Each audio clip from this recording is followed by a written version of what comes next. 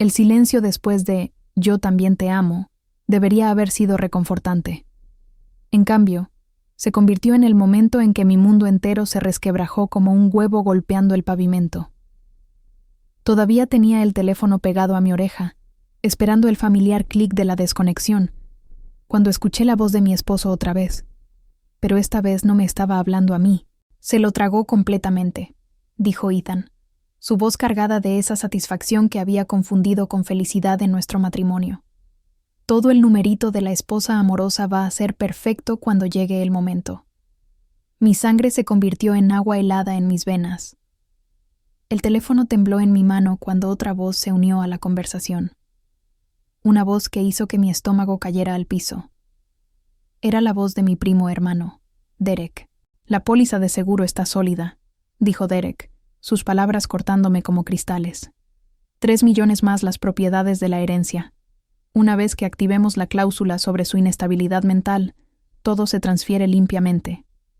Presioné el teléfono más fuerte contra mi oreja, mi corazón latiendo tan fuerte que temía que pudieran escucharlo a través de la conexión. La cocina a mi alrededor, nuestra cocina con sus paredes color crema, y la taza de café que Ethan me había comprado para nuestro primer aniversario, de repente se sintió como un decorado falso y hueco. «El cambio de medicación fue genial», continuó Ethan, y pude escuchar la sonrisa en su voz. «El doctor Martínez cree que está ayudando con su ansiedad, pero esas pastillas la van a volver paranoica, errática. Unas semanas más y tendremos toda la documentación que necesitamos». Mis piernas se doblaron. Me desplomé contra el mostrador de la cocina, el granito frío contra mi espalda mientras el teléfono se resbalaba de mis dedos entumecidos. Pero aún podía escucharlos hablando, sus voces flotando desde el dispositivo que se había convertido en una ventana hacia mi propia destrucción. «¿Qué pasa con Mia?», preguntó Derek. Ha estado haciendo preguntas sobre el fideicomiso. «Mi hermana no será un problema», respondió Ethan con desdén. «Está demasiado ocupada con su propia vida para indagar profundamente. Además, una vez que Nora esté internada, Mia estará agradecida de que nosotros nos encarguemos de todo». Internada. La palabra me golpeó como un puñetazo físico. No solo estaban planeando robarme, estaban planeando hacerme declarar mentalmente incompetente y encerrarme. Miré fijamente el frasco de pastillas en el mostrador, el que el doctor Martínez había prescrito hace apenas 3 semanas, el que Ethan había estado tan solícito en recordarme, trayéndome agua cada mañana, asegurándose de que tomara mi medicina con el desayuno.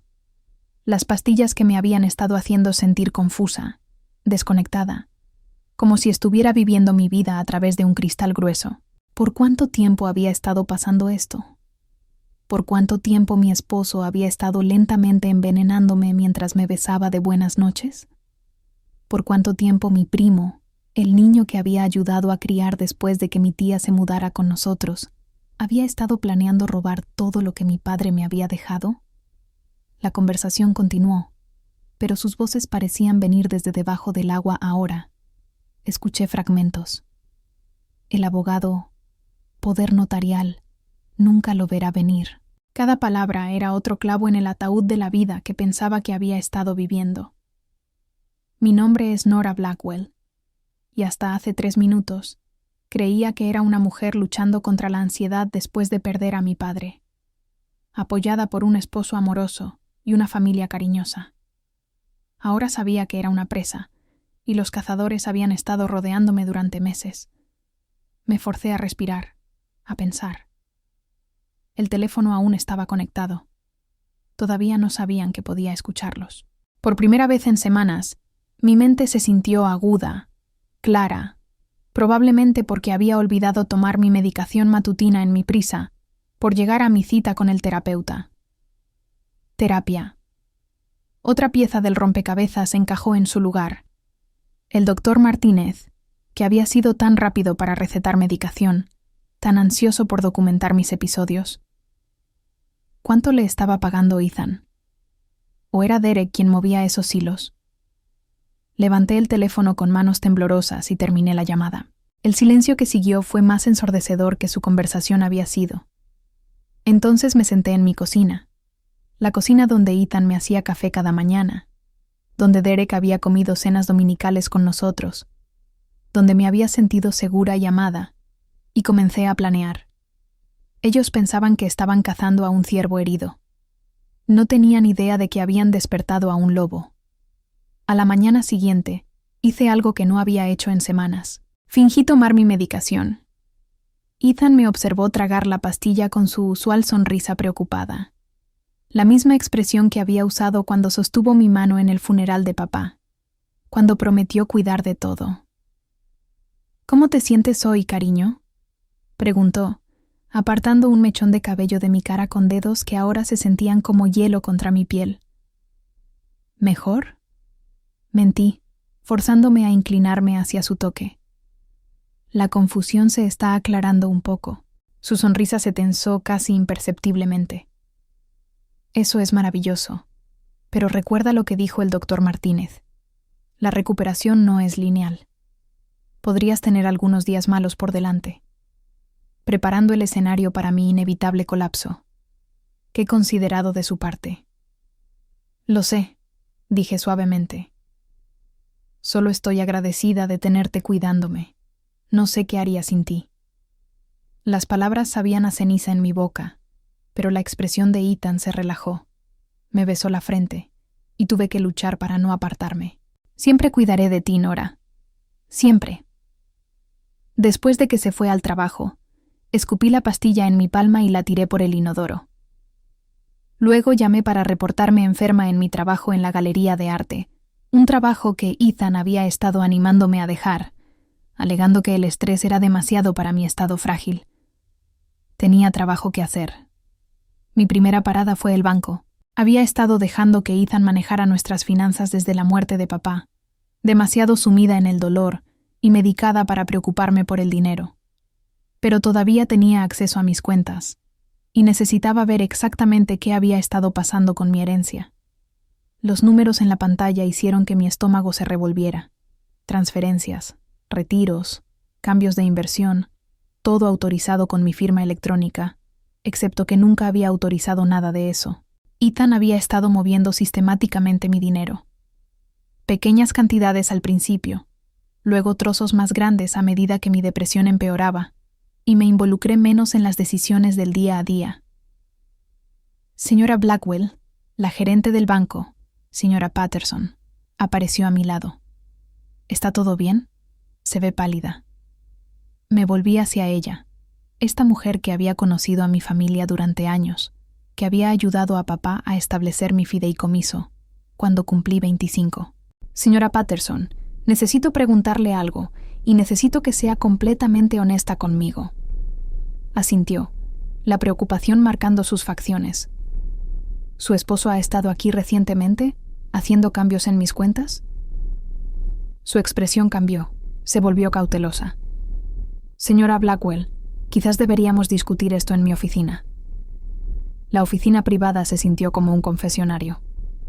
Mientras la señora Patterson cerraba la puerta detrás de nosotras, se sentó frente a mí, sus manos dobladas sobre el escritorio, y pude ver el conflicto en sus ojos. «Su esposo tiene poder notarial», dijo cuidadosamente. «Los papeles se presentaron hace 6 semanas, después de que usted empezó a tener dificultades». «¿Qué dificultades?». «El incidente aquí en el banco. ¿No recuerda?». Mi sangre se enfrió.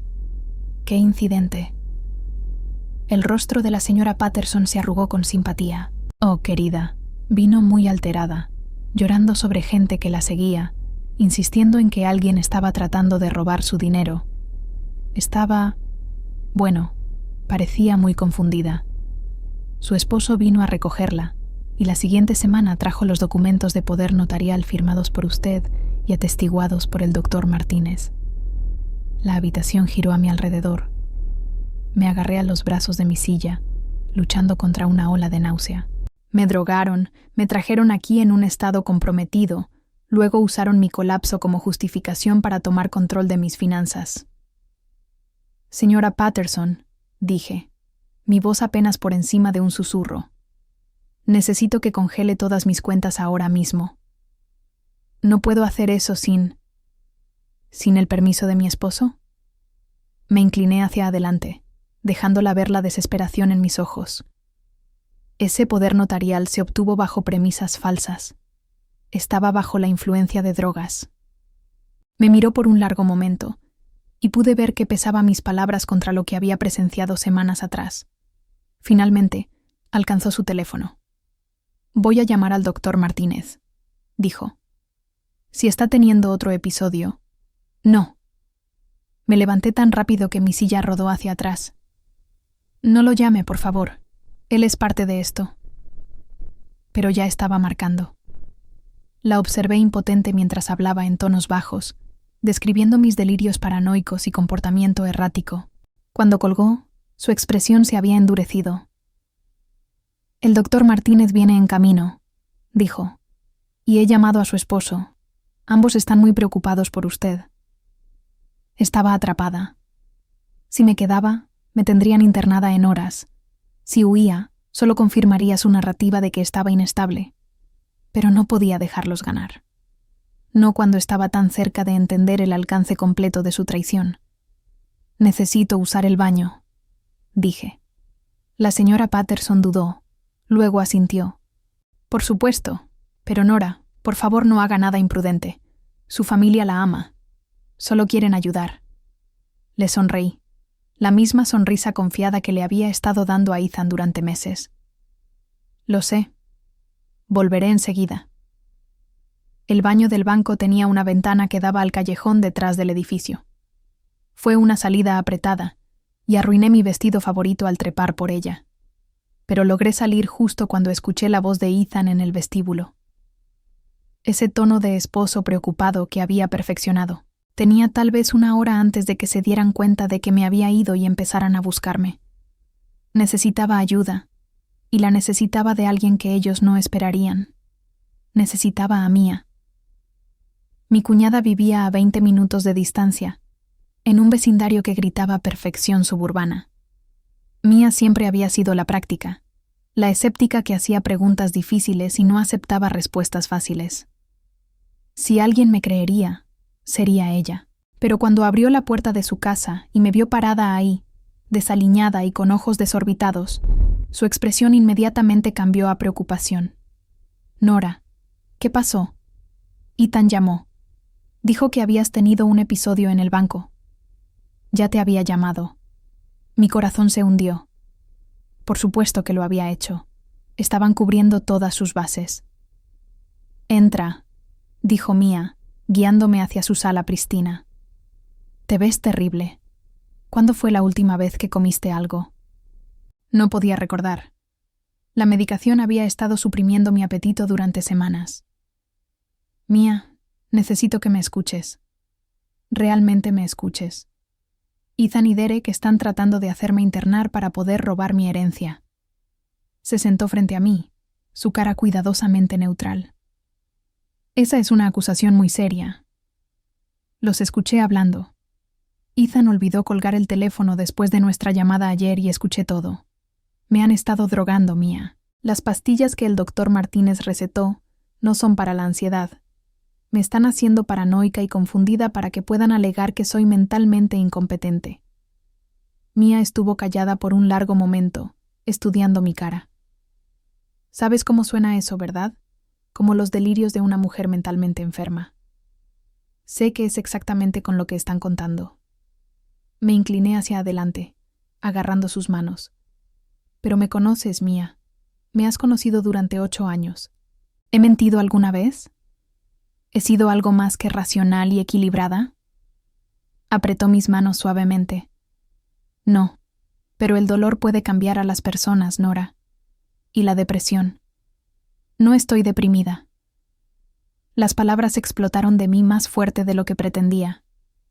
Quiero decir, estaba triste por papá. Por supuesto que lo estaba. Pero no era suicida o delirante o cualquiera de las cosas que Ethan ha estado diciéndole a la gente. La única vez que me sentía loca era cuando había estado tomando esas pastillas. El teléfono de Mia vibró. Miró la pantalla y vi el nombre de Ethan. «No contestes», le supliqué. «Por favor, solo dame 5 minutos para probar lo que estoy diciendo». Dudó, Luego rechazó la llamada. 5 minutos. Saqué mi teléfono y le mostré la aplicación bancaria, las transferencias y retiros que habían estado ocurriendo sin mi conocimiento. Luego le mostré el frasco de pastillas, explicando cómo Ethan había sido tan insistente sobre mi horario de medicación. Todo esto se podría explicar, dijo Mia, pero su voz era menos certera ahora. Tal vez Ethan solo estaba tratando de ayudar a manejar tus finanzas mientras estabas de luto, y la medicación. Entonces explica esto. Reproduje la grabación que había hecho de la llamada telefónica de ayer. Había sido lo suficientemente lista para empezar a grabar en el momento que me di cuenta de que Ethan no había colgado. La cara de Mia se puso blanca mientras escuchaba la voz de su hermano discutiendo mi inestabilidad y el dinero del seguro. Cuando la voz de Derek se unió hablando sobre activar cláusulas y transferir activos, parecía que iba a vomitar. «Dios mío», susurró. «Dios mío, Nora, lo siento mucho. No tenía idea». «¿Me crees? ¿Cómo no podría?» Esa es la voz de Ethan, clara como el día. Se levantó, caminando hacia la ventana. «Pero esto es criminal. Necesitamos llamar a la policía». ¿Con qué prueba? ¿Una grabación que podría ser descartada como falsa? ¿Mi palabra contra la de un doctor respetado y mi esposo doliente? Negué con la cabeza. Han estado planeando esto durante meses, Mia. Tienen documentación, testigos, registros médicos. Para cuando la policía lo resuelva todo, estaré encerrada en una institución psiquiátrica y habrán vaciado cada cuenta. El teléfono de Mia vibró otra vez. Esta vez era Derek. Ahora te está llamando a ti también, observé. Están coordinando su búsqueda. Rechazó la llamada, pero pude ver las ruedas girando en su mente. ¿Qué quieres hacer? Quiero destruirlos, pero necesito ayuda. Y necesito que alguien en quien confían me ayude a hacerlo. Mia me miró por un largo momento, luego asintió lentamente. ¿Qué necesitas? El plan que tramamos era simple en concepto, pero complejo en ejecución. Mia le devolvería la llamada a Ethan. Le diría que me había encontrado teniendo un colapso en su sala, y lo convencería de que necesitaba intervención psiquiátrica inmediata. Sugeriría llevarme a la oficina del doctor Martínez, donde Ethan podría firmar los papeles de internamiento. Mientras tanto, yo estaría reuniendo evidencia. Esto es increíblemente peligroso, advirtió Mia, mientras me ayudaba a subirme a la parte trasera de su SUV. Si te atrapan, no lo harán, dije, aunque mi corazón estaba martillando contra mis costillas. Ethan piensa que estoy teniendo un brote psicótico. No esperará que esté pensando lo suficientemente claro como para investigar. Mia me llevó al edificio de oficinas de Ethan y me dejó en el estacionamiento subterráneo. Tenía tal vez 2 horas antes de la cita falsa en la oficina del doctor Martínez. 2 horas para encontrar prueba de lo que habían estado planeando. El bufete de abogados de Ethan ocupaba 3 pisos de un rascacielos del centro. Había estado ahí docenas de veces para fiestas de oficina y cenas de clientes, así que el guardia de seguridad me reconoció y me dejó pasar sin preguntas. Señora Blackwell, ¿cómo se siente? Ethan mencionó que había estado un poco mal del tiempo. Mucho mejor. Gracias, Jerry. Solo necesito tomar algo de la oficina de Ethan. La secretaria de Ethan estaba en el almuerzo, la puerta de su oficina sin cerrar. Me deslicé adentro e inmediatamente fui a su computadora. Siempre había sido descuidado con las contraseñas, usando la misma combinación de la fecha de nuestro aniversario y el apellido de soltera de su madre para todo. Lo que encontré en sus archivos hizo que mis manos temblaran de rabia. Había correos electrónicos que databan de 6 meses atrás, conversaciones con Derek sobre la situación Nora. Habían estado planeando esto desde antes del funeral de papá, esperando el momento correcto para atacar. Había comunicaciones con el doctor Martínez sobre protocolos de medicación, discusiones sobre dosis y efectos secundarios. Había documentos falsificados con mi firma, formas de seguro que nunca había visto y una cronología detallada para mi deterioro mental. Pero la peor parte era la carpeta etiquetada «Planes de contingencia». Adentro había fotografías mías tomadas sin mi conocimiento. Fotos mías viéndome desaliñada y confundida, claramente tomadas durante mis peores días medicada. Había declaraciones de testigos de gente que nunca había conocido, alegando haber observado mi comportamiento errático. Incluso había una nota de accidente falsa escrita en una fuente que imitaba mi escritura a mano. No solo estaban planeando robarme, estaban planeando destruirme tan completamente que nadie creería jamás mi versión de la historia. Copié todo a una memoria USB, mis manos temblando mientras trabajaba. Entonces encontré algo que hizo que mi sangre se helara. Una póliza de seguro de vida que nunca había firmado, con Ethan como único beneficiario. El beneficio por muerte era de $5 millones. No estaban planeando internarme indefinidamente. Estaban planeando internarme el tiempo suficiente para establecer un patrón de enfermedad mental. Y luego, mi teléfono vibró.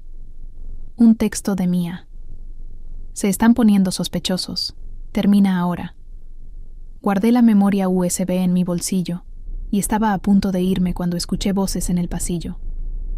La voz de Ethan y la de Derek. Venían de regreso temprano. Miré alrededor frenéticamente buscando dónde esconderme, pero la oficina de Ethan era demasiado abierta, demasiado expuesta. Las voces se acercaban más. En desesperación, me agaché debajo de su escritorio, jalando la silla para esconderme justo cuando la puerta se abrió. «Te dije que deberías haber actuado más rápido», estaba diciendo Derek. «Se está poniendo demasiado sospechosa. Ese truco en el banco podría haber arruinado todo». «Relájate», respondió Ethan, y lo escuché acomodarse en su silla directamente arriba de mí. Mi corazón estaba latiendo tan fuerte que estaba segura de que podía escucharlo. «Mia la tiene ahora. Probablemente está sedada y camino a las instalaciones de Martínez mientras hablamos». «¿Y si tiene pruebas?» Ethan se rió, un sonido que me heló hasta los huesos. «¿Pruebas de qué? ¿Los delirios paranoicos de una mujer mentalmente inestable? Incluso si tuviera pruebas, ¿quién le va a creer? Tenemos documentación médica que se remonta a meses. Tenemos testigos. Tenemos a su propia familia apoyando nuestra versión de los eventos». Presioné mi mano sobre mi boca para evitar hacer un sonido. La memoria USB en mi bolsillo se sentía como si estuviera quemando a través de la tela. «Además», continuó Ethan, «una vez que esté internada, no importará lo que piense que escuchó. Martínez la tendrá tan medicada que ni siquiera recordará su propio nombre, mucho menos alguna teoría conspirativa sobre su esposo amoroso». «¿Y la fase final?», preguntó Derek. 6 meses, tal vez menos si podemos acelerar su deterioro. Un accidente trágico en la institución psiquiátrica causado por la culpa abrumadora de sus acusaciones paranoicas contra las personas que más la amaban. Muy triste, muy creíble. Me mordí los nudillos tan fuerte que probé sangre. Estaban planeando quitarme la vida y hacer que pareciera que yo misma había terminado con mi vida. La póliza de seguro de vida pagaría. La herencia se transferiría a Ethan como mi viudo, y Derek obtendría su parte por ayudar a orquestar mi destrucción. «¿Qué pasa con Mia?», preguntó Derek. Parecía genuinamente preocupada hoy. «Mia siempre ha sido de corazón blando. Una vez que Nora se haya ido, estará agradecida de que manejamos una situación tan difícil. Incluso podría agradecernos por terminar con su sufrimiento». Mi teléfono vibró contra mi pierna. Un mensaje de texto. No podía revisarlo sin arriesgarme a ser descubierta, pero sabía que tenía que ser Mia preguntándose dónde estaba. «Deberíamos irnos», dijo Ethan finalmente. «Martínez nos está esperando y quiero estar ahí cuando la traigan. Necesito interpretar al esposo devastado perfectamente». Escuché sillas raspando, pasos moviéndose hacia la puerta. Entonces la voz de Ethan otra vez, más cerca ahora, como si estuviera mirando hacia atrás a su escritorio. «¿Sabes cuál es la parte hermosa? Realmente creyó que la amaba hasta el final. Confió en mí completamente. Casi me hace sentir mal por ella. Casi. Bueno, vale $7 millones. Eso compra mucha simpatía». Se fueron, su risa resonando en el pasillo. Me quedé debajo del escritorio otros 5 minutos, asegurándome de que realmente se habían ido antes de salir arrastrándome con piernas temblorosas. $7 millones. Eso es lo que valía mi vida para ellos. Eso es lo que significaba el amor de mi padre, mi confianza, mis votos matrimoniales en su cálculo. Revisé mi teléfono. 3 mensajes perdidos de Mia, cada uno más urgente que el anterior. ¿Dónde estás? Están haciendo preguntas. Les dije que fuiste al baño, pero se están poniendo sospechosos. Nora, saben que no estás aquí. Ethan está furioso. Sal ahora. Corrí. Llegué al estacionamiento subterráneo justo cuando el SUV de Mia doblaba la esquina rechinando llantas. Me tiré al asiento del pasajero y pisó el acelerador antes de que siquiera cerrara la puerta. ¿Qué pasó?, jadeó. Ethan me llamó gritando, diciendo que nunca habías estado en mi casa, que le estaba mintiendo. Nunca lo había escuchado así antes. Porque su máscara se está resbalando, dije, aún respirando con dificultad. Mia, es peor de lo que pensábamos. No solo están planeando robarme, están planeando quitarme la vida. Le conté todo lo que había escuchado. Le mostré los archivos que había copiado. Mia se horrilló en un estacionamiento vacío y se quedó mirando la evidencia, su cara pálida de shock. «Tenemos que ir a la policía ahora», dijo. «Esto es intento de asesinato». «¿Lo es? Aún no han tratado de matarme realmente. Y mira esto desde la perspectiva de un policía. Una mujer con problemas de salud mental documentados, alegando que su esposo y primo están tratando de matarla por dinero. La misma mujer que acaba de irrumpir en la oficina de su esposo y robó archivos confidenciales. El teléfono de Mia sonó. El nombre de Ethan apareció en la pantalla.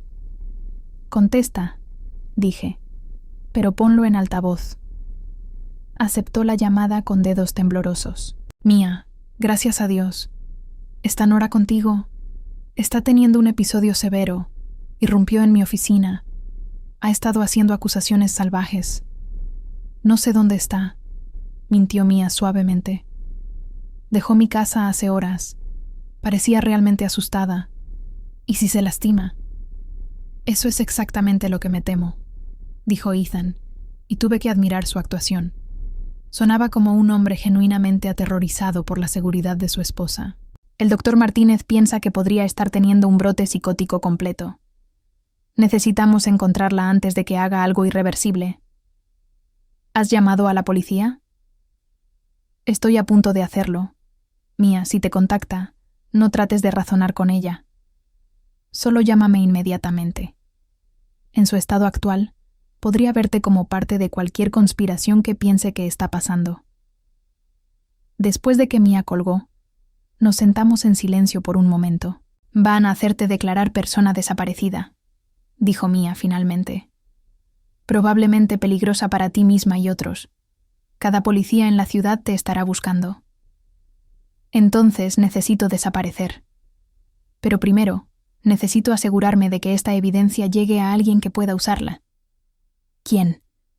«Si no podemos confiar en la policía, el abogado de mi padre, Richard Stoneheart. Él es quien estableció mi fideicomiso, quien conocía los deseos de papá mejor que nadie. Si alguien puede ayudarme a navegar esto legalmente, es él». Mia asintió y arrancó el auto. «¿Dónde vive?» «No vive.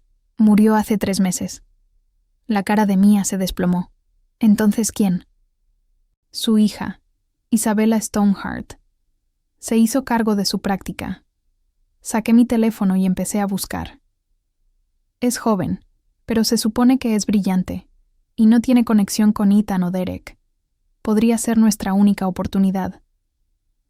Condujimos a través de la ciudad hacia las oficinas legales Stoneheart, una pequeña firma ubicada en una mansión victoriana convertida. Isabella Stoneheart no era nada como había esperado. No podía tener más de 30 años, con cabello castaño corto y ojos verdes agudos que parecían absorber todo de una vez. «Señora Blackwell», dijo, levantándose de detrás del viejo escritorio de su padre. «Lamenté mucho saber sobre su padre. Hablaba de usted a menudo». «Señorita Stoneheart, necesito su ayuda y necesito que crea algo que va a sonar imposible». Expuse todo. La llamada telefónica escuchada a escondidas, la medicación, la manipulación financiera, la evidencia que había reunido. Isabela escuchó sin interrupción, ocasionalmente tomando notas, su expresión volviéndose más seria con cada revelación.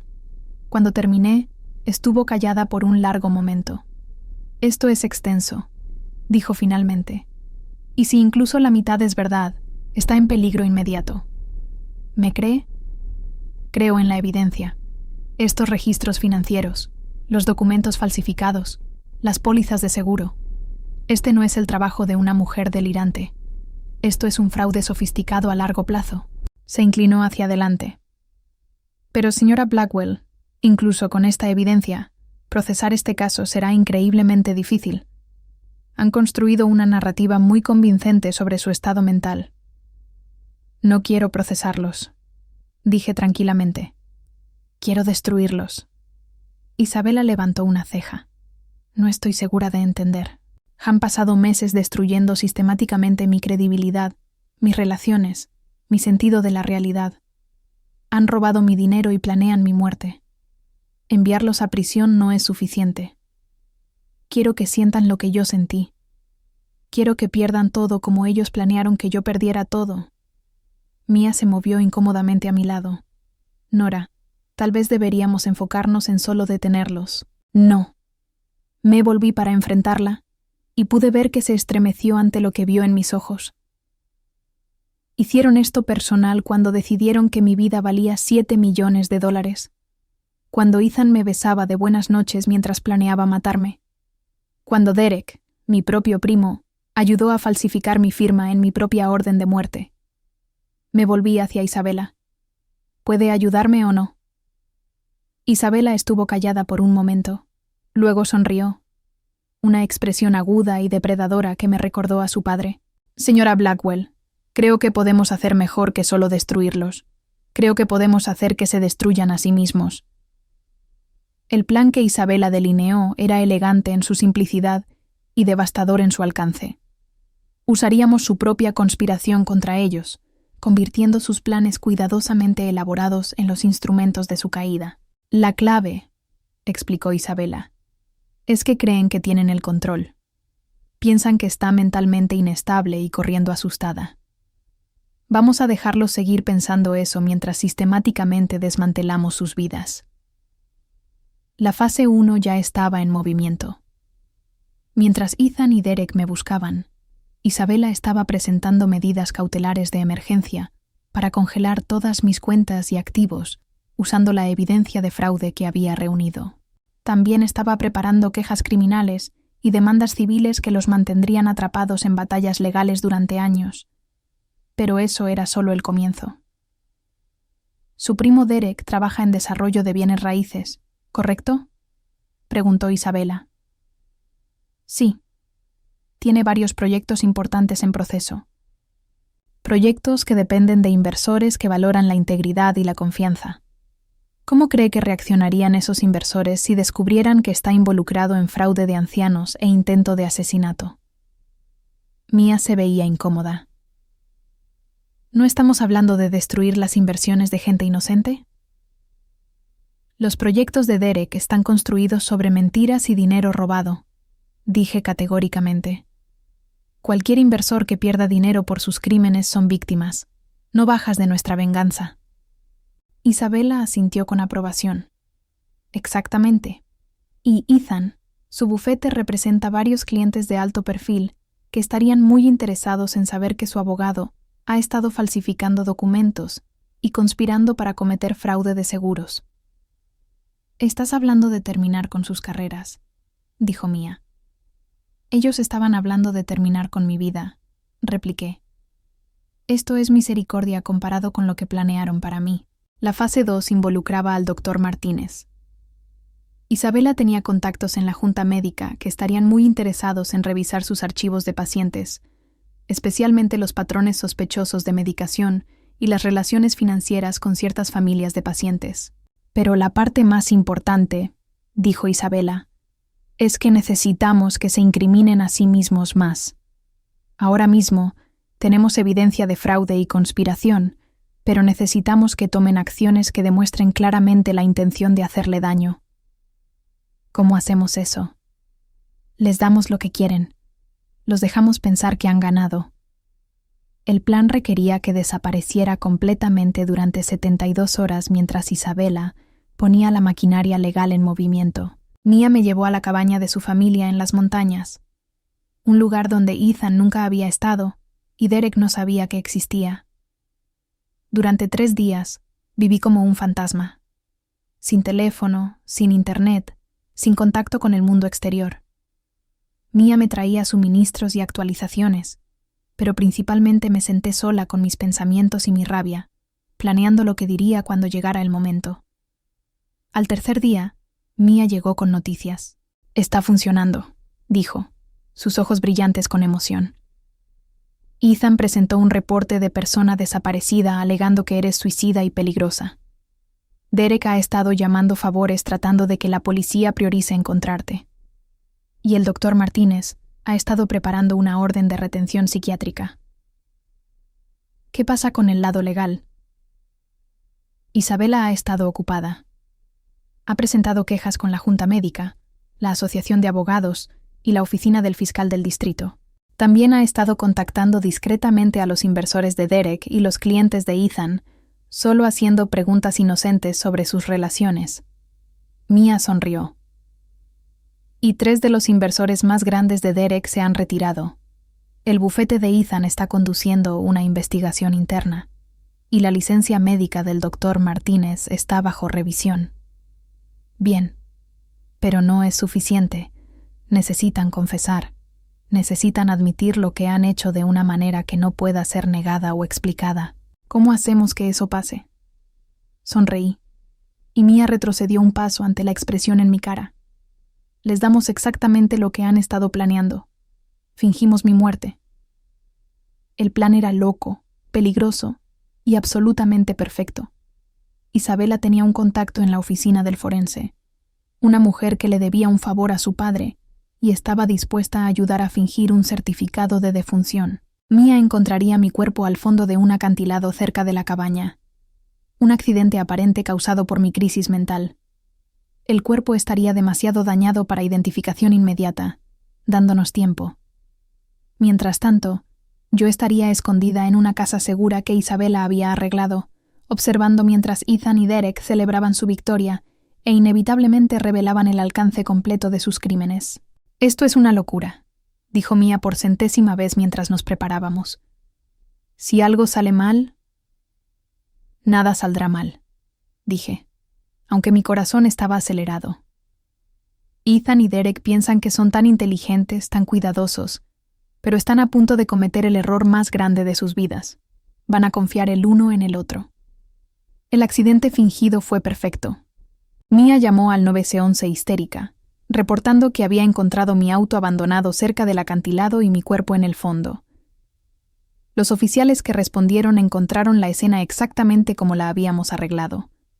Mi chaqueta enganchada en una rama de árbol, mi bolso esparcido en las rocas, y un cuerpo que requeriría registros dentales para identificar. Desde mi escondite en la casa segura de Isabela, vi la cobertura noticiosa con satisfacción sombría. Ethan interpretó al viudo doliente perfectamente, dando entrevistas sobre mi lucha con la enfermedad mental y sus intentos desesperados por conseguirme ayuda. Ella era el amor de mi vida, le dijo al reportero, lágrimas corriendo por su cara.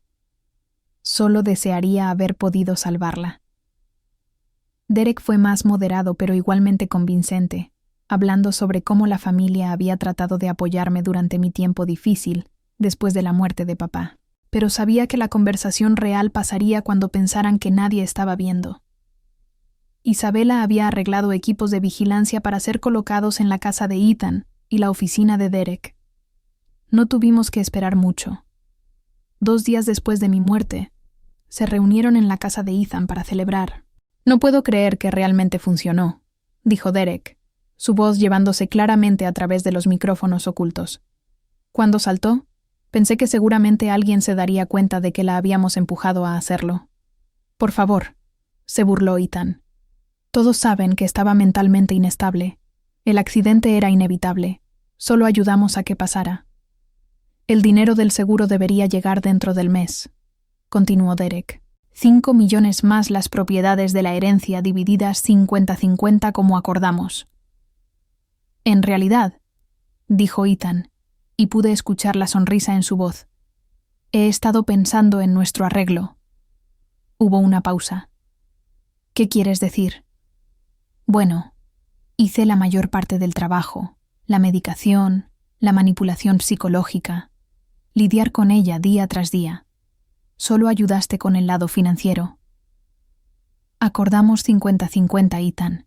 Acordamos muchas cosas, pero Nora está muerta ahora, y las mujeres muertas no tienen primos. En lo que respecta a la ley, soy su único heredero. Me incliné hacia adelante, apenas creyendo lo que estaba escuchando. Ya se estaban traicionando mutuamente, justo como había esperado. «Hijo de perra», gruñó Derek. «Esta fue mi idea. Soy el que descubrió cómo acceder a su fideicomiso. Soy el que encontró al doctor Martínez. Y yo soy el que se casó con ella. Soy el que pasó 2 años fingiendo amar a una mujer que no podía soportar. ¿Tienes idea de lo agotador que era fingir que me importaban sus sentimientos, su estúpido trabajo en la galería, sus patéticos intentos de cocinar?» Las palabras me golpearon como golpes físicos, incluso sabiendo que venían.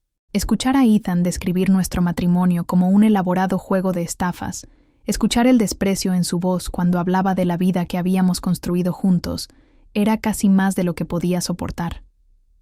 Pero me forcé a seguir escuchando. «Me gané cada centavo de ese dinero», continuó Ethan.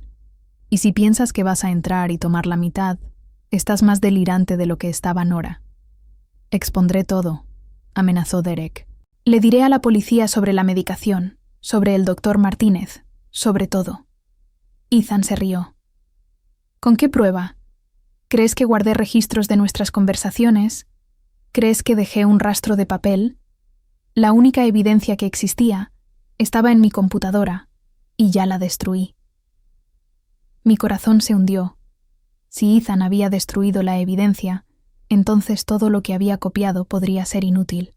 «Además», continuó Ethan, «¿quién te va a creer? Solo eres el primo doliente tratando de sacar provecho de la muerte de tu prima. Soy el viudo devastado. Adivina qué historia encontrará más convincente el jurado». «Bastardo», dijo Derek, y pude escuchar la rabia construyéndose en su voz. «¿Crees que puedes simplemente cortarme después de todo lo que he hecho? Creo que puedo hacer lo que quiera. Nora está muerta. El dinero es mío, y no puedes probar lo contrario». Hubo un sonido de forcejeo. Luego la voz de Derek, tensa y enojada. «Quita tus manos de encima». «Sal de mi casa», dijo Ethan fríamente. «Y si alguna vez me amenazas otra vez, me aseguraré de que la policía sepa exactamente quién me dio la idea de drogar a mi pobre esposa mentalmente enferma». «Esto no ha terminado», escupió Derek. «Sí, ha terminado. Nora está muerta, y también nuestra sociedad. No me contactes otra vez». Escuché una puerta cerrarse de golpe. Luego silencio. A través del feed de vigilancia, vi a Ethan servirse una copa y brindar a la habitación vacía. «Por Nora», dijo con una sonrisa cruel. «Gracias por los 7 millones, cariño». Apagué la grabación y me recosté, mis manos temblando de rabia. Isabela, que había estado escuchando a mi lado, ya estaba en su teléfono. «¿Captaron todo eso?», preguntó a quien estuviera del otro lado. «Perfecto. Sí, necesitaremos copias para la oficina del fiscal del distrito». Colgó y se volvió hacia mí. «Los tenemos. Confesiones completas, admisiones de conspiración, y Ethan acaba de amenazar a Derek con chantaje. Esto es más que suficiente para encerrarlos durante décadas». «Bien», dije. Pero mi voz sonaba hueca, incluso para mis propios oídos. «¿Cuándo nos movemos?» «Mañana por la mañana. La policía los arrestará simultáneamente y lanzaremos tu historia de supervivencia milagrosa a la prensa. Serás la mujer que fingió su propia muerte para exponer el complot malvado de su esposo». Debería haberme sentido triunfante. Debería haberme sentido vindicada. En cambio, Solo me sentía vacía. ¿Nora? La voz de Mia vino desde detrás de mí. También se había estado quedando en la casa segura, demasiado asustada para ir a casa en caso de que Ethan o Derek trataran de usarla como palanca. ¿Estás bien? Escuché a mi esposo describir nuestro matrimonio entero como una mentira, dije tranquilamente. Lo escuché reírse sobre mi muerte. Lo escuché brindar por mi memoria mientras planeaba gastar el dinero que obtuvo de mí. La miré. ¿Cómo se supone que esté bien? Mia se sentó a mi lado y tomó mi mano. Se supone que estés viva. Todo lo demás podemos trabajarlo. Los arrestos ocurrieron al amanecer. Vi desde la oficina de Isabela mientras las furgonetas de noticias rodearon la casa de Ethan y el edificio de apartamentos de Derek. Las imágenes de ellos siendo llevados esposados debería haber sido satisfactorio, pero todo lo que sentí fue una extraña entumecimiento. Señora Blackwell. La asistente de Isabela tocó la puerta. La conferencia de prensa es en 1 hora. ¿Está lista? Me miré en el espejo. Había perdido peso durante mis semanas de ser drogada, y el estrés de los últimos días había dejado ojeras oscuras bajo mis ojos. Me veía como una mujer que había pasado por el infierno, lo cual supongo que había hecho. Tan lista como estaré jamás. La conferencia de prensa fue un circo. Los reporteros gritaron preguntas sobre cómo había sobrevivido, por qué había fingido mi muerte, qué había descubierto sobre el complot de mi esposo. Las respondí mecánicamente, apegándome al guión que Isabela y yo habíamos preparado. Pero cuando un reportero preguntó cómo me sentía sobre la traición de mi esposo, me encontré desviándome del guión. ¿Quieren saber cómo se siente? Dije, mirando directamente a la cámara. Se siente como descubrir que la persona en quien más confiabas en el mundo te ha estado destruyendo poco a poco durante meses. Se siente como aprender que cada te amo era una mentira, cada beso era una actuación. Cada momento de intimidad era solo él calculando cuánto dinero valdría mi muerte. La habitación se quedó en silencio. Se siente como morir mientras aún estás viva, continué. Ethan no solo planeó matar mi cuerpo, mató mi habilidad de confiar, mi fe en el amor, mi creencia de que las personas más cercanas a mí realmente se preocupaban por si vivía o moría. Al menos si solo me hubiera disparado, habría muerto creyendo que nuestro matrimonio era real. Me levanté, ignorando los intentos de Isabela de que me sentara de nuevo. Pero esto es con lo que Ethan y Derek no contaron, dije, mi voz volviéndose más fuerte. No contaron con que fuera lo suficientemente inteligente para descubrir su juego. No contaron con que tuviera gente que realmente se preocupara por mí, como mi cuñada Mia y mi abogada Isabela. Y definitivamente no contaron con que estuviera lo suficientemente enojada para luchar de vuelta. Me incliné hacia los micrófonos. Para cualquier otra persona ahí afuera que podría estar pasando por algo similar, si alguien está tratando de convencerte de que estás loca, si alguien está empujando medicación que no necesitas, si alguien te está aislando de tu sistema de apoyo, confía en tus instintos. No estás paranoica, no estás delirante, y no estás sola. Salí de la conferencia de prensa bajo aplausos atronadores, pero apenas lo escuché. Todo en lo que podía pensar era en ir a casa. Excepto que ya no tenía un hogar. La casa que había compartido con Ethan era una escena del crimen ahora. Y aunque no lo fuera, nunca podría vivir ahí otra vez. El juicio fue una sensación mediática.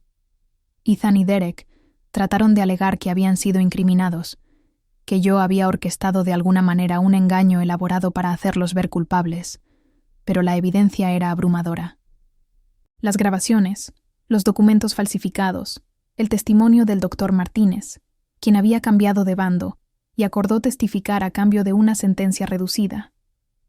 Testifiqué durante 3 días, llevando al jurado a través de cada detalle de la conspiración.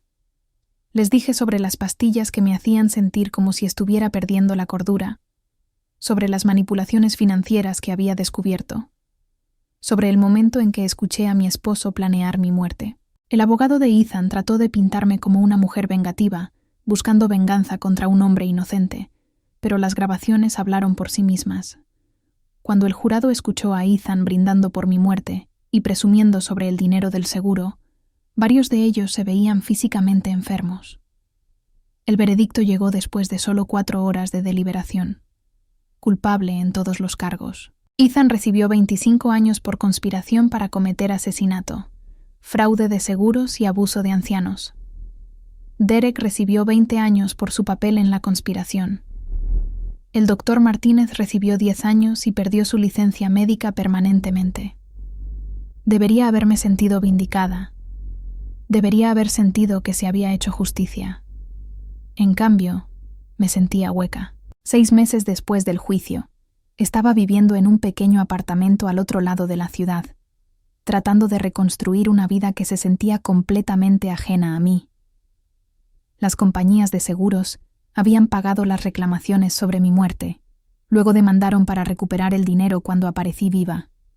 Mi herencia estaba atrapada en procedimientos legales. La galería de arte me había despedido durante mi crisis de salud mental, y nadie parecía ansioso por contratar a la mujer que había fingido su propia muerte, incluso si era por buenas razones. Mia me visitaba regularmente, pero podía ver la preocupación en sus ojos. No estaba mejorando. Si acaso, estaba empeorando. El entumecimiento que había comenzado durante el juicio se había extendido hasta que sentía como si estuviera viviendo mi vida a través de cristal grueso, viendo todo pasar a otra persona. «Necesitas hablar con alguien», dijo Mia durante una de sus visitas. «Un terapeuta, un consejero, alguien que pueda ayudarte a procesar lo que pasó». «Ya tuve suficiente de terapeutas», dije categóricamente. El último estaba tratando de internarme para que mi esposo pudiera robar mi dinero. No todos los terapeutas son el doctor Martínez. Hay buenos ahí afuera, gente que realmente quiere ayudar. Sabía que tenía razón, pero no podía lograr que me importara. ¿Cuál era el punto de sanar cuando todo en lo que había creído sobre mi vida había sido una mentira?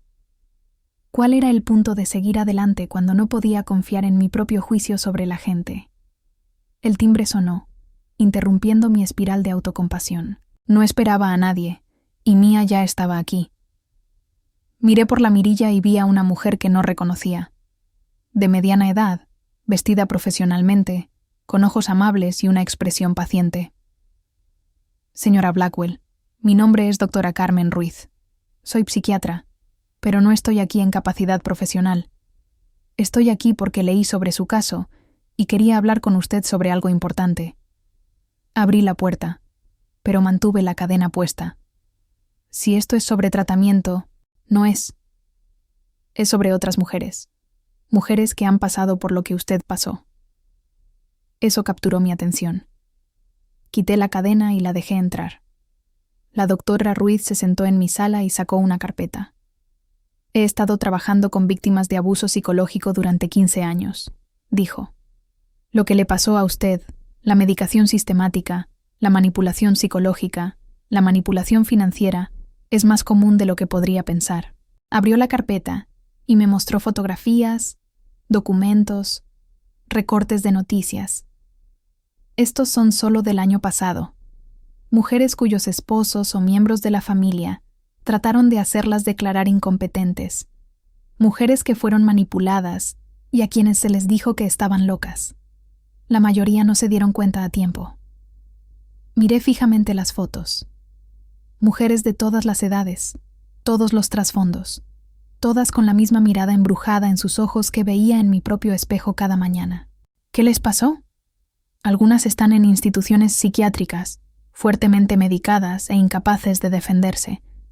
Algunas perdieron todo y están viviendo en la pobreza. Unas pocas. Hizo una pausa.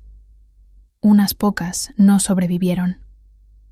El peso de lo que estaba diciendo me golpeó como un golpe físico. ¿Está diciendo que hay otros Ethans ahí afuera? ¿Otros Dereks? Estoy diciendo que hay toda una red de gente que se aprovecha de mujeres vulnerables, especialmente mujeres con dinero o propiedades.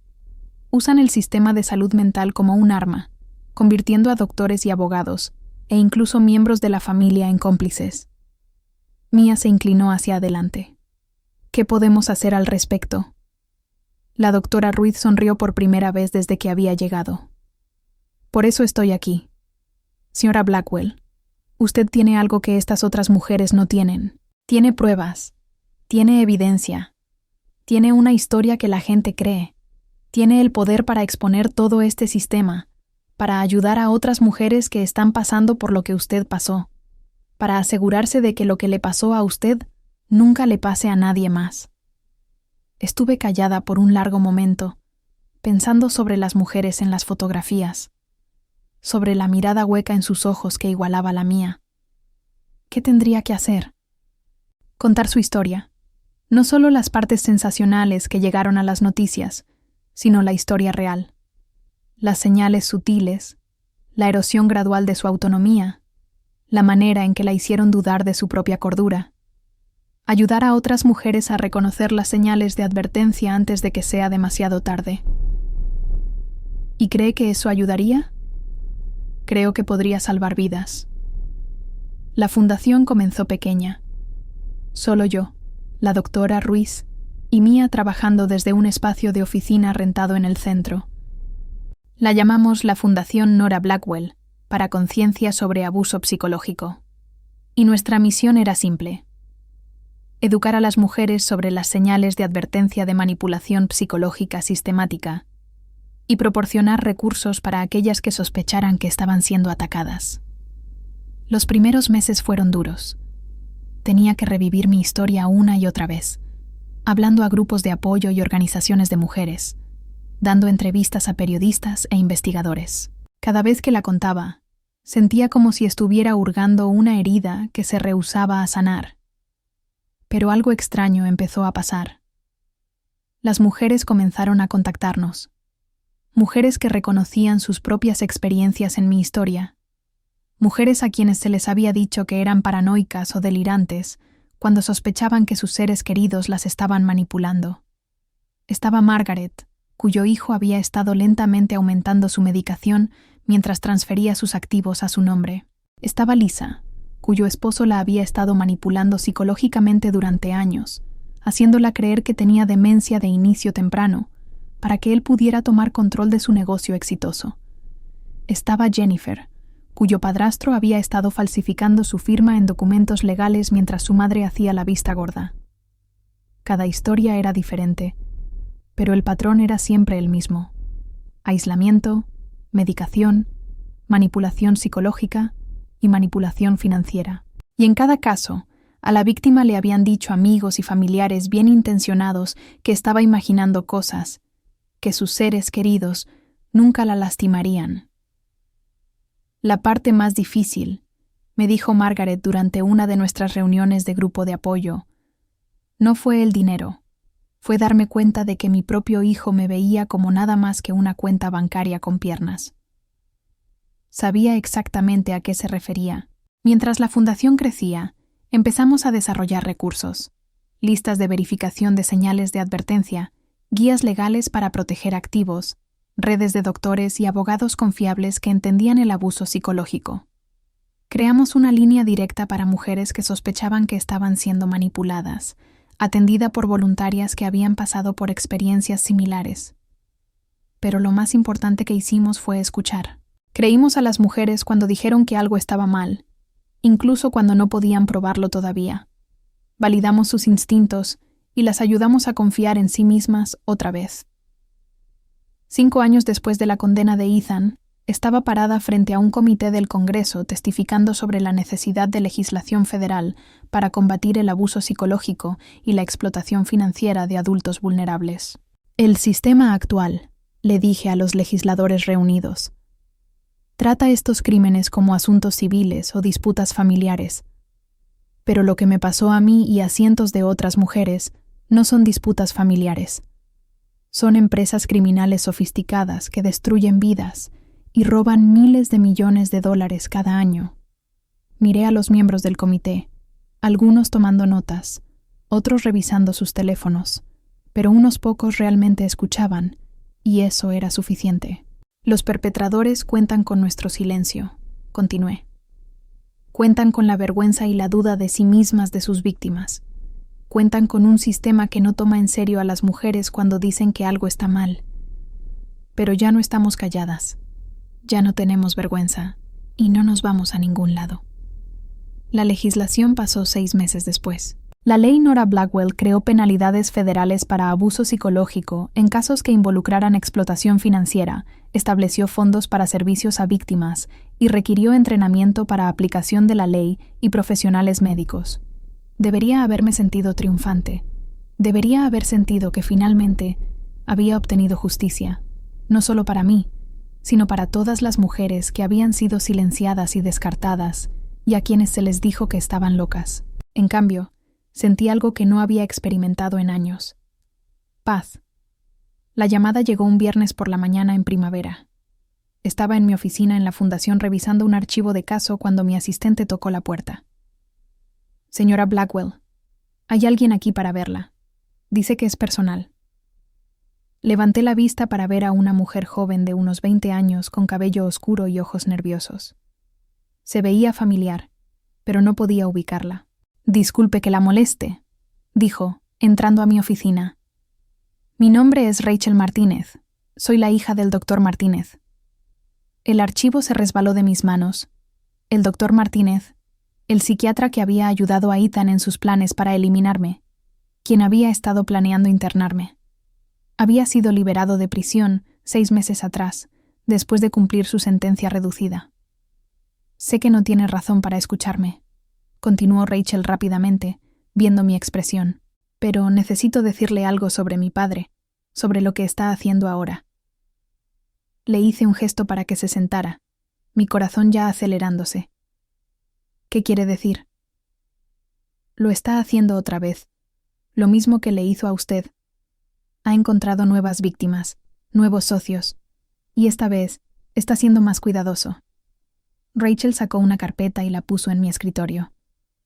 He estado observándolo desde que salió. Sé que lo que le hizo a usted fue imperdonable, pero es mi padre y yo. Esperaba que la prisión lo hubiera cambiado, pero no lo hizo.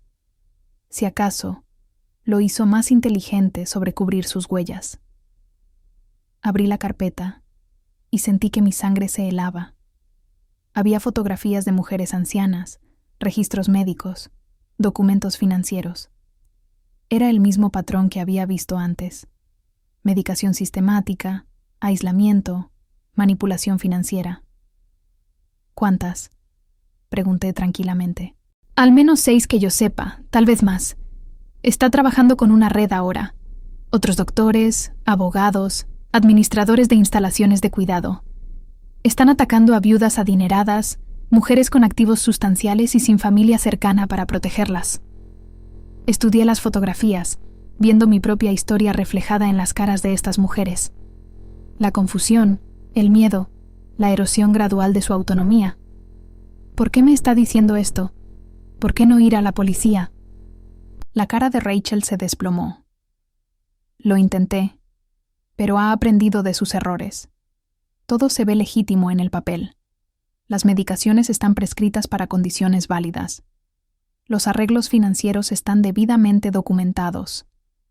Las familias parecen genuinamente preocupadas. Sin alguien adentro, sin prueba de la conspiración, la policía piensa que solo soy una hija tratando de causar problemas para su padre criminal. Exactamente. Se inclinó hacia adelante. Pero usted lo detuvo antes. Lo expuso. Si alguien puede hacerlo otra vez, es usted. Miré fijamente los archivos, sintiendo el peso familiar de la responsabilidad asentándose en mis hombros. Había construido una buena vida para mí durante los últimos 5 años. La fundación estaba prosperando. Había encontrado paz. Incluso había empezado a salir otra vez, un hombre amable llamado Daniel que conocía mi historia y me amaba de todos modos. Podía alejarme de esto, dejar que alguien más lo manejara. Pero entonces miré las fotografías otra vez, las caras de mujeres que estaban viviendo lo que yo había sobrevivido. Mujeres que podrían no ser tan afortunadas como yo había sido. ¿Qué necesita de mí?, pregunté. La investigación tomó 8 meses. Trabajando con Rachel como nuestra fuente interna, lentamente construimos un caso contra el doctor Martínez y su red. Era más sofisticado que cualquier cosa que Ethan y Derek habían intentado. Una operación multiestatal involucrando docenas de conspiradores y cientos de víctimas. La parte más difícil era verlo pasar en tiempo real, sabiendo que las mujeres estaban siendo manipuladas mientras reuníamos evidencia. Pero tenía que ser paciente. Tenía que construir un caso hermético que no pudiera ser descartado o negociado. La señora Henderson está empeorando, reportó Rachel durante una de nuestras reuniones semanales. Han aumentado su medicación otra vez, y su hija está presionando para que firme el poder notarial. La señora Henderson era una de las víctimas que habíamos estado monitoreando, una viuda de 75 años con un patrimonio sustancial y una hija que se había vuelto muy interesada en las finanzas de su madre después de conocer al doctor Martínez. ¿Cuánto tiempo tenemos?, pregunté. Tal vez una semana. Una vez que obtengan el poder notarial, se moverán rápido. Han aprendido de su caso. Saben que no deben arrastrarlo demasiado. Tomé una decisión que habría aterrorizado a la vieja yo, la mujer que confiaba en todos y no cuestionaba nada. Vamos a entrar temprano, esta noche. Pero no tenemos suficiente evidencia todavía. Tenemos suficiente para salvar a la señora Henderson, y a veces eso tiene que ser suficiente. La redada ocurrió al amanecer.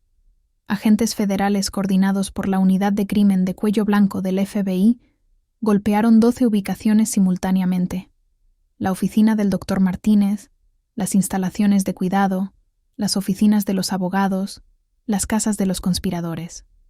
Estaba ahí cuando arrestaron al doctor Martínez. Se veía más viejo, más frágil de lo que recordaba, pero sus ojos aún tenían el mismo cálculo frío que me había helado años atrás. «Señora Blackwell», dijo mientras lo llevaban esposado. «Debería haber sabido que estaría detrás de esto». «Debería haberse quedado en prisión», repliqué. «O mejor aún, debería haber encontrado una línea de trabajo diferente».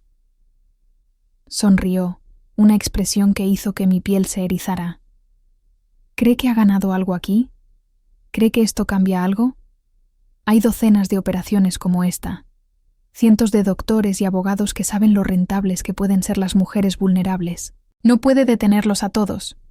«Tal vez no», dije, «pero puedo detenerlo a usted. Y eso es suficiente por hoy».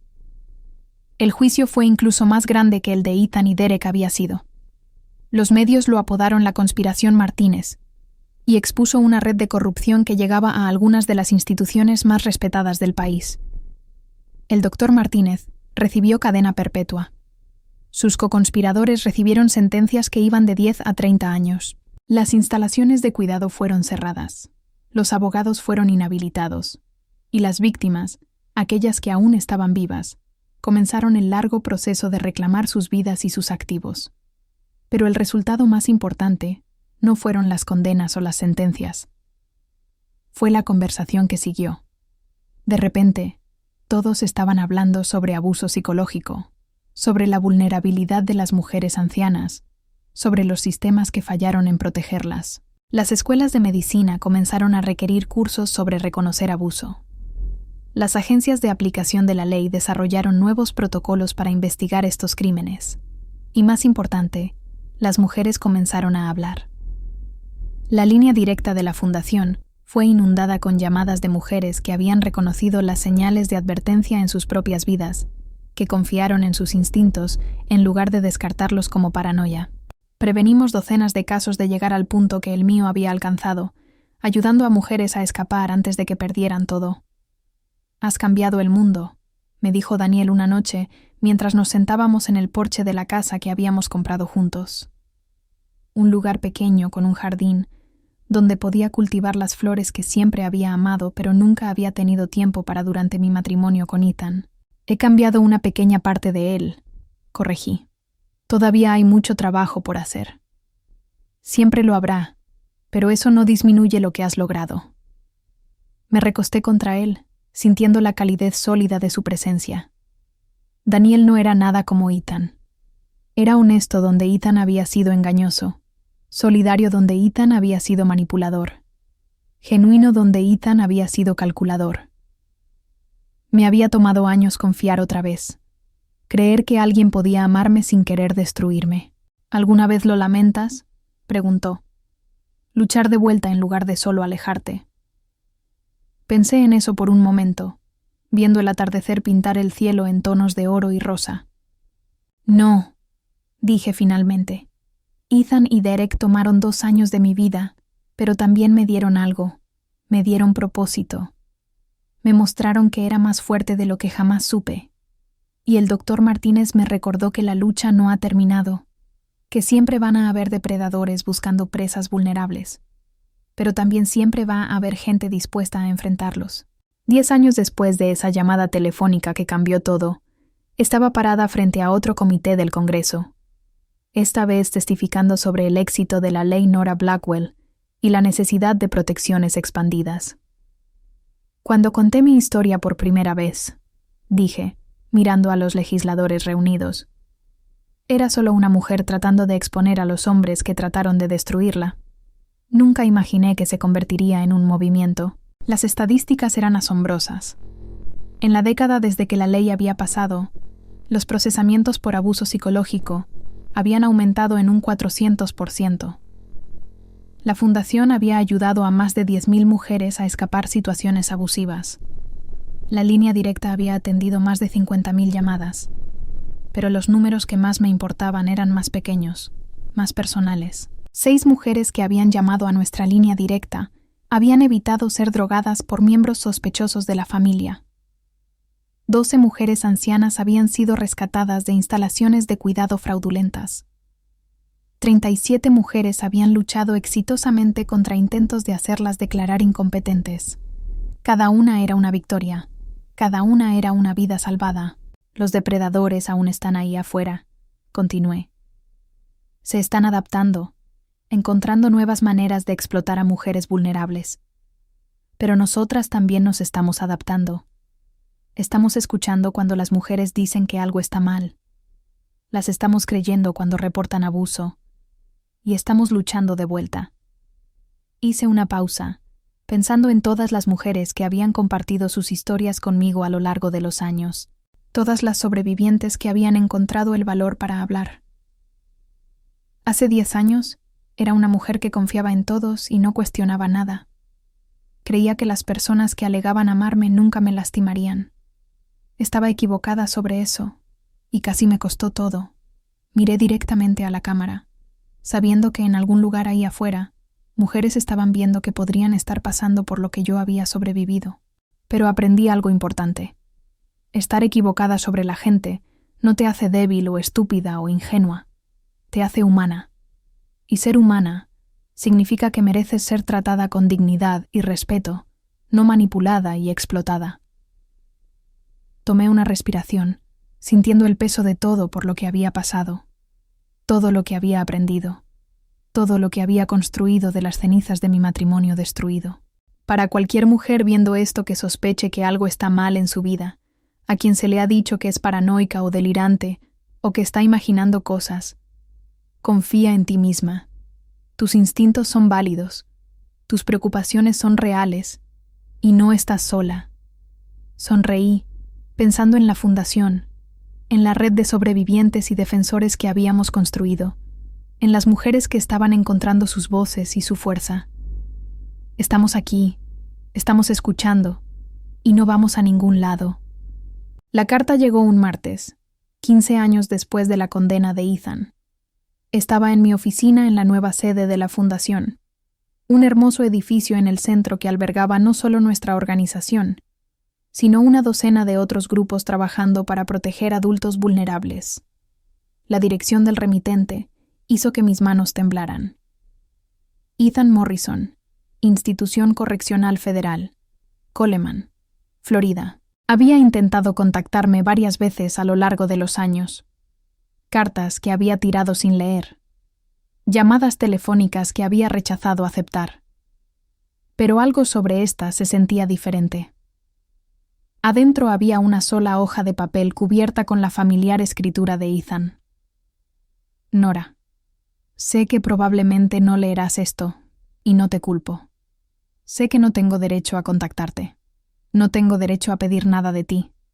Pero me estoy muriendo, y hay cosas que necesito decir. Tengo cáncer pancreático. Los doctores dicen que tengo tal vez 7 meses.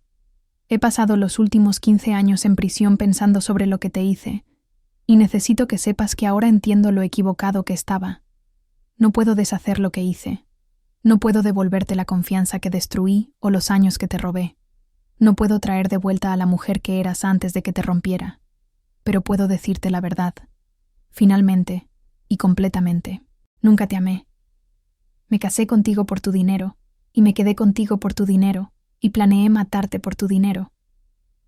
Cada beso fue una mentira. Cada te amo fue una actuación. Cada momento de nuestro matrimonio fue yo calculando cuánto valías para mí. Pero esto es lo que no entendía entonces. Valías mucho más que dinero.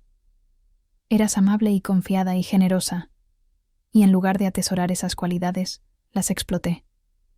Merecías un esposo que te protegiera, no uno que te destruyera.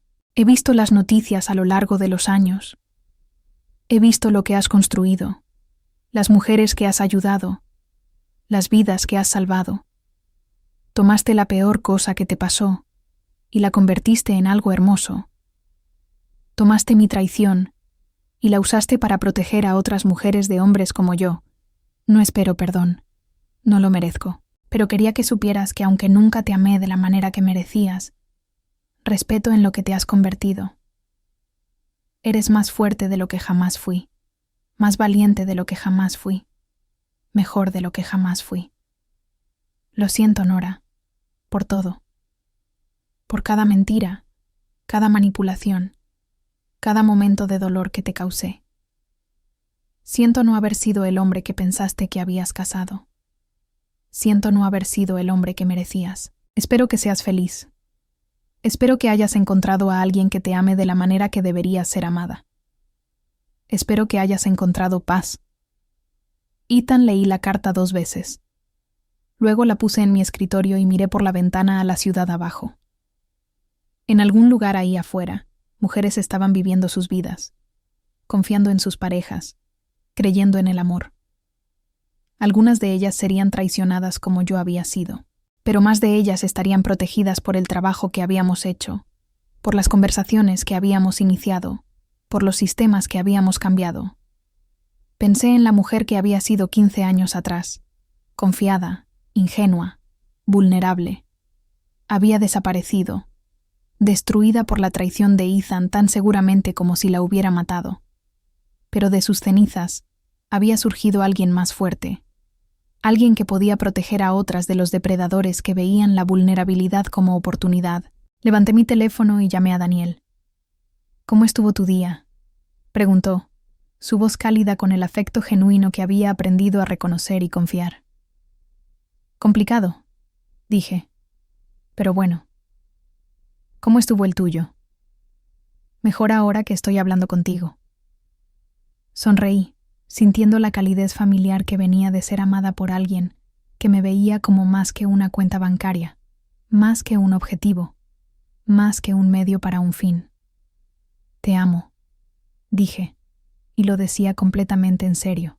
«Yo también te amo», respondió, y sabía que él también lo decía en serio. Después de que colgamos, tomé la carta de Ethan y la alimenté a la trituradora junto a mi escritorio. Entonces abrí mi laptop y comencé a trabajar en mi discurso para la conferencia de mañana, una reunión de defensores, sobrevivientes y oficiales de aplicación de la ley de todo el mundo, todos trabajando para proteger adultos vulnerables de la explotación. El título de mi presentación era «De víctima a vencedora. Cómo la traición puede convertirse en propósito». Tenía una historia que contar, mujeres que proteger y un mundo que cambiar. Ethan estaba muriendo en prisión, solo y olvidado. Yo estaba viviendo en libertad, rodeada de amor y propósito. La justicia, pensé mientras escribía, a veces viene en formas que nunca esperamos. El discurso del día siguiente fue ante una audiencia de más de 1000 personas, defensores de víctimas, trabajadores sociales, oficiales de policía, abogados, doctores y sobrevivientes. Mujeres que habían encontrado el valor para hablar, para luchar de vuelta, para reclamar sus vidas de aquellos que habían tratado de destruirlas. Cuando comencé este trabajo, les dije, pensé que se trataba de venganza. Pensé que se trataba de hacer que los hombres que me lastimaron pagaran por lo que habían hecho. Pero aprendí que la venganza es hueca. La venganza te consume desde adentro, hasta que no queda nada excepto amargura y rabia. Miré a las caras en la audiencia, viendo reflejadas en ellas las mismas emociones que había sentido. Dolor, traición, determinación.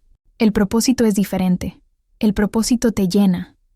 El propósito te da una razón para levantarte cada mañana, para seguir luchando, para seguir creyendo que puedes hacer una diferencia. Una mujer joven en la primera fila levantó su mano. Señora Blackwell, ¿cómo encontró el valor para confiar otra vez? Después de todo lo que pasó, ¿cómo se arriesgó a amar a alguien más? Era una pregunta que me habían hecho cientos de veces, y la respuesta nunca se volvía más fácil. No fue fácil, admití. Tomó años de terapia, años de trabajar en mí misma, años de aprender a confiar en mis propios instintos otra vez. Pero me di cuenta de que si dejaba que la traición de Ethan me impidiera amar otra vez, entonces realmente había ganado. Habría robado no solo mi pasado, sino también mi futuro. Me incliné hacia el micrófono. El amor existe. El amor real, genuino, desinteresado existe. Solo tenemos que ser lo suficientemente inteligentes para reconocer la diferencia entre el amor y la manipulación, entre la intimidad y el control. Otra mano se levantó. ¿Qué le diría a una mujer que está pasando por lo que usted pasó ahora mismo? Le diría que confíe en sus instintos. Si algo se siente mal, probablemente lo está. Le diría que documente todo, cada conversación extraña, cada cambio inexplicado en la medicación, cada transacción financiera sospechosa. Le diría que alcance apoyo, que no trate de lidiar con esto sola.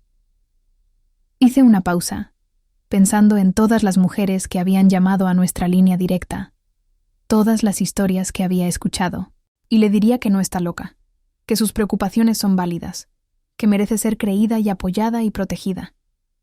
Al final de la conferencia, una mujer mayor se me acercó. Tenía que tener 70 años, con cabello gris y ojos brillantes.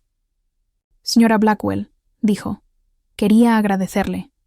Mi nieta llamó a su línea directa hace 6 meses. Su esposo había estado haciendo exactamente lo que el suyo había hecho, drogándola, manipulándola, robando su dinero. Pero por su trabajo, por las señales de advertencia que había enseñado, ella lo reconoció antes de que fuera demasiado tarde. Sentí lágrimas picando mis ojos. ¿Está bien ahora? Está libre. Está segura. Está reconstruyendo su vida.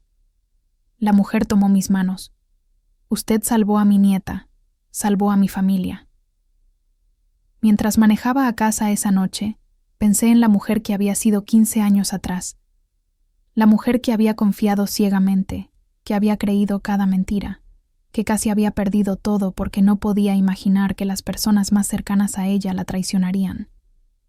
Esa mujer había muerto la noche que escuché a Ethan planear mi muerte, pero de su muerte había nacido alguien más fuerte, más sabio, más decidido a asegurar que ninguna otra mujer sufriera en silencio. Cuando llegué a casa, Daniel estaba en la cocina haciendo la cena. Me envolvió en sus brazos, y por un momento me permití sentir lo que había pensado que nunca sentiría otra vez, completamente segura, completamente amada, completamente en casa.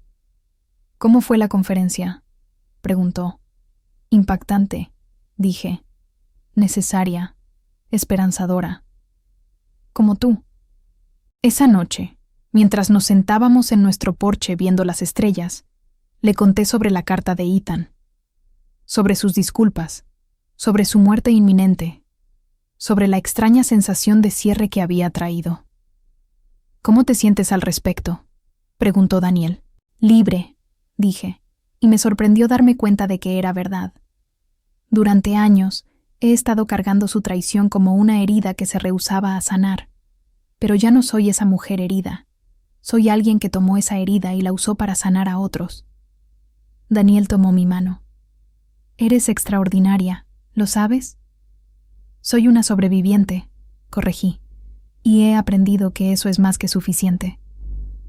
3 meses después, Recibí otra carta. Esta vez era de la prisión, pero no de Ethan. Era del capellán, informándome que había muerto durante la noche. Había dejado algo para mí. Era un diario, páginas y páginas de escritura a mano documentando cada detalle de su conspiración con Derek y el Dr. Martínez. Nombres, fechas, métodos, todo lo que podría necesitar para asegurar que nunca más pudiera hacer daño a nadie. Pero más que eso, era una confesión completa, un reconocimiento de cada mentira que había dicho, cada manipulación que había empleado, cada momento de dolor que había causado. En la última página había escrito, para Nora, quien convirtió mi traición en su triunfo. Que esto ayude a proteger a otras mujeres de hombres como yo. Lo siento, no es suficiente, pero es todo lo que tengo que dar. Doné el diario a los archivos de la fundación, donde se convertiría en parte del registro histórico de estos crímenes. Evidencia de que incluso los manipuladores más calculadores eventualmente enfrentan la verdad de lo que han hecho. 20 años después de esa llamada telefónica fatídica, estaba parada en el podio en la Universidad de Harvard, dando el discurso de graduación a una nueva generación de abogados, doctores y trabajadores sociales. La traición, les dije, viene en muchas formas. Puede venir de extraños, pero más a menudo viene de aquellos en quienes más confiamos. De cónyuges, familia, amigos, profesionales en quienes depositamos nuestra fe. Miré a los rostros jóvenes y llenos de esperanza en la audiencia. Cuando esa traición llega, tienes una elección. Puedes dejar que te defina, que te consuma, que te convierta en una víctima para siempre, o puedes usarla como combustible para algo más grande que tú misma. Pensé en todas las mujeres que habían encontrado su voz a través de nuestro trabajo, todas las vidas que habían sido salvadas, todos los depredadores que habían sido detenidos. He visto a mujeres tomar las peores experiencias de sus vidas y transformarlas en fuerzas para el bien. He visto a sobrevivientes convertirse en defensores, víctimas convertirse en vencedoras, heridas convertirse en sabiduría. La ovación fue atronadora, pero lo que más me importó fueron las conversaciones que siguieron. Estudiantes jóvenes que se acercaron para decirme que habían cambiado sus especialidades después de escuchar mi historia. Futuros doctores que prometieron estar alertas a las señales de abuso. Abogados futuros que se comprometieron a representar a los vulnerables. Mientras volaba de vuelta a casa esa noche, reflexioné sobre el viaje que había tomado desde esa mujer aterrorizada, escondiéndose debajo del escritorio de su esposo, hasta esta defensora hablando frente a miles. No había sido fácil. Había habido días oscuros, noches cuando el peso de todas las historias que había escuchado parecía demasiado para soportar. Había habido momentos cuando la enormidad del problema, la vastedad de la red de depredadores, se sentía abrumadora, pero también había habido victorias. Pequeñas al principio, luego más grandes. Una mujer a la vez, una familia a la vez, una ley a la vez. Habíamos cambiado el mundo. El avión aterrizó cuando el sol se estaba poniendo, pintando el cielo en tonos de rosa y oro. Daniel me estaba esperando en el aeropuerto, como siempre lo hacía, con flores del jardín que habíamos plantado juntos. ¿Cómo fue?, preguntó mientras me abrazaba. Perfecto, dije. Esperanzador, como el futuro. Mientras manejábamos a casa, pensé en Ethan, muerto y enterrado, pero de alguna manera aún responsable por todo lo bueno que había surgido de su traición. Pensé en Derek, cumpliendo sus últimos años en prisión. Pensé en el Dr. Martínez, que había muerto en la cárcel 3 años antes. Habían tratado de destruirme, pero en cambio, me habían forjado en algo más fuerte de lo que jamás había imaginado posible. Esa noche, mientras Daniel y yo nos sentábamos en nuestro jardín rodeados por las flores que habíamos crecido juntos, tomé su mano y sonreí. ¿En qué estás pensando?, preguntó. En que hay una diferencia entre sobrevivir y prosperar, dije. Durante mucho tiempo, solo estaba sobreviviendo. Pero ahora estoy prosperando. Miré las estrellas apareciendo en el cielo que se oscurecía. y en que ninguna traición, sin importar qué tan profunda, puede destruir el espíritu humano si nos rehusamos a dejarla. Daniel apretó mi mano. «Te amo», dijo.